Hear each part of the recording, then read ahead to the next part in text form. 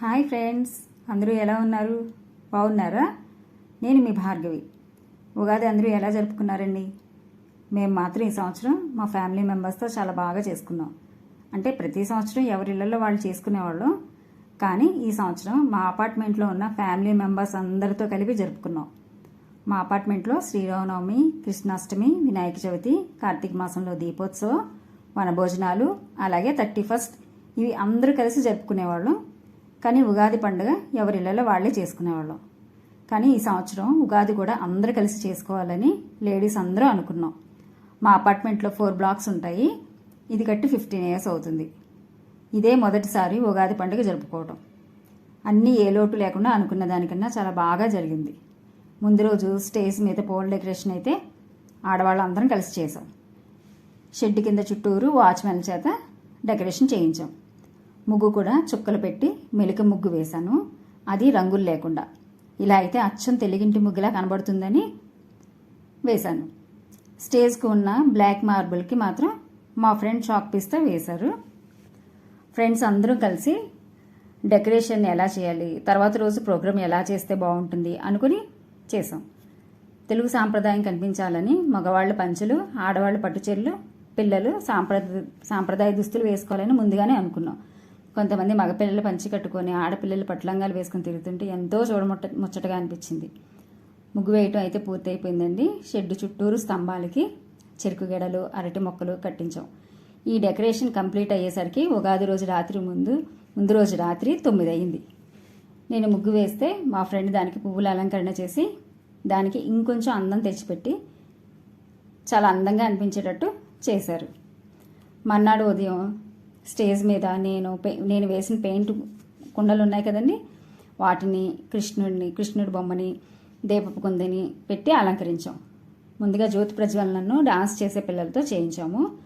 తర్వాత పంతులు గారు అసలు ఉగాది అంటే ఏమిటి, ఆ రోజు ఎవరిని పూజిస్తారు అని వివరంగా చెప్పారు. తర్వాత అందరూ పంతులు గారి దగ్గర ఆశీర్వచనం తీసుకున్నాము. ఈ పంతులు గారు మా కుటుంబంలో ఒకరిగా అయిపోయారండి. ఎందుకంటే గత 13 సంవత్సరాలుగా మా అపార్ట్మెంట్లో వినాయక చవితికి పూజలు ఈయనే చేయిస్తున్నారు. తరువాత ఉగాది పచ్చడి అందరూ కలిసి స్టేజ్ మీద కలిపాము. ఈ ఐడియా కూడా ఒక ఫ్రెండ్ ఇచ్చారు. ముందు అనిపించింది ప్రోగ్రాం లేట్ అయిపోతుందేమో అని అనుకున్నాము. కానీ ఇలా చేయటం వల్ల ప్రోగ్రాంకి సగం కాలం వచ్చింది. చాలా బాగా అందంగా అనిపించింది. ఎవరి ఇళ్లలో వాళ్ళు ఉగాది పచ్చడి చేసుకుని తింటాం, కానీ ఆ పచ్చడి ఎన్ని రకాలు వేస్తే ఆ రుచి వస్తుందో కదా. అలాగే ఇంతమంది కలిసి అందరూ ఒకే చోట ఈ ఉగాది పచ్చడి కలుపుతుంటే చూడటానికే కాదు, తినటానికి కూడా రుచి అంత బాగా కుదిరింది. ఫ్రెండ్స్ అందరూ కలిసి ఒక్కొక్కళ్ళు ఒక్కొక్క ఐటెంని, అంటే ఒకళ్ళు మామిడికాయ ముక్కలు, ఒకళ్ళేమో కొబ్బరి ముక్కలు, ఒకళ్ళేమో చెరుకుగడ ముక్కలు, ఉగాది పువ్వు, చింతపండు గుజ్జు, బెల్లం, ఇలా అందరూ రెడీ చేసి ఒక్కొక్కళ్ళు ఒక్కొక్కటి తీసుకొచ్చారు. ఈ ప్రోగ్రామ్ని ఆడవాళ్ళని చేస్తామని చెప్పగానే అపార్ట్మెంట్లో ఉన్న మగవాళ్ళు కూడా మీరు చెయ్యండి, మేము మీకు ఏం సాయం చేయాలని చేస్తామని మాకు అవసరమైన సాయం చేసి వాళ్ళు మమ్మల్ని ప్రోత్సహించారు. మనకు తెలుగు పండుగ, తొలి పండుగ, అది మొదటిసారి ఇంత సక్సెస్ అయ్యిందంటే ఎవరికి హ్యాపీగా ఉండదండి కదా. కొంతమంది మిస్ అయ్యారు, అంటే పండుగలకి అమ్మగారింటికి వెళ్ళడం, ఇంకొంతమంది అత్తగారింటికి వెళ్ళడం అలా జరిగింది. వాళ్ళు మాత్రం అయ్యో మేము మిస్ అయ్యామే, నెక్స్ట్ ఇయర్ మాత్రం కంపల్సరీ ఉండడానికే ట్రై చేస్తామని మరీ చెప్పారు. మొత్తానికి మేము అనుకున్న దానికన్నా ప్రోగ్రాం బాగా జరిగింది. నెక్స్ట్ ఇయర్ ఇంకొంచెం బాగా చేద్దామని అనుకుంటున్నాం.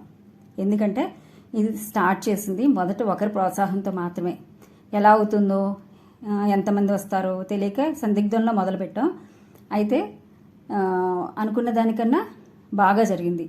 అదే అంటారు కదండి, అనుకున్నది ఒక్కటి అయినది ఒకటి అని. కానీ ఇక్కడ అయినది మాత్రం చాలా బాగా జరిగింది. ఈ ప్రోగ్రాం చేయటానికి అందరం అమౌంట్ వేసుకున్నాం. అంటే ఏదైనా ప్రోగ్రాం చెయ్యాలి అంటే ఖర్చు అవుతుంది కదా. చూస్తున్నారు కదా స్టేజ్ ఎంత కళ్ళకళ్ళాడిపోతుందో. ఎంత ఖర్చు పెడితే వస్తుందండి ఇంత సంతోషం, అందరి ముఖంలో ఆనందం. అందరూ ప్రతి సంవత్సరం ఇలాగే అందరూ సంతోషంగా ఉండాలని, ఆనందంగా ఉండాలని కోరుకుంటున్నాను. ఈ సంవత్సరమే కాదు, అందరూ ప్రతి సంవత్సరం ఇలాగే ఆనందంగా జరుపుకోవాలని, ఇంకా ముందు ఇంకా బాగా జరుపుకోవాలని అనుకుంటున్నాను. ఇంకొక విషయం చెప్పడం మర్చిపోయాను. చుట్టూ డెకరేషన్ చేసిన బంతిపూల దండలు, కొబ్బరి మువ్వ ఆకులు కడియపలంక నుండి తెప్పించినవి.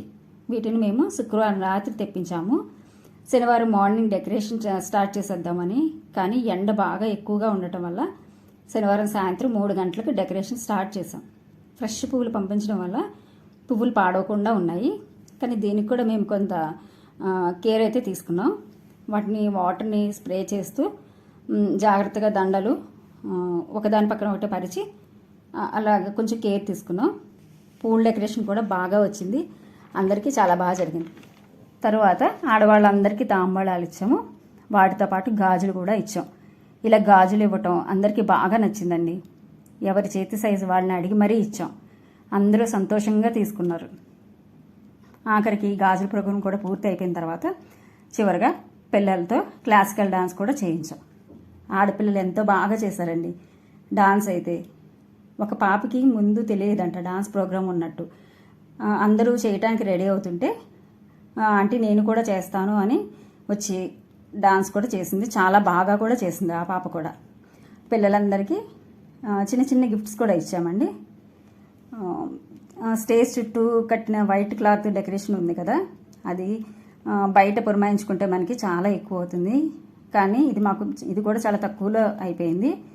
ఎందుకంటే వాళ్ళు కూడా మా అపార్ట్మెంట్లో ఒక ఫ్యామిలీ మెంబరే. ఇప్పుడే కాదు, మాకు ఎప్పుడు తక్కువగానే ఛార్జ్ చేస్తారు ఏ ఫంక్షన్కైనా సరే. మొత్తానికి అన్నీ ఇలాగ చక్కగా సెట్ అయ్యాయి. ఉగాది పండుగ ఇంత బాగా సక్సెస్ అయినందుకు అందరికీ ఎంతో ఆనందంగా అనిపించింది. ఒక మంచి కార్యక్రమం చెయ్యాలి అనుకున్నప్పుడు ఆ దేవుడు కూడా మన వెనుకుండి ఆ కార్యక్రమాన్ని ముందుకు నడిపిస్తాడు అనడానికి ఇదే నిదర్శనం అనుకుంటా. నేనైతే అలాగే అనుకుంటున్నాను. మొత్తానికి ఈ ఉగాది మేము మా కుటుంబ సభ్యులు ఫుల్ హ్యాపీగా చాలా సంతోషంగా ఎంజాయ్ చేశాము.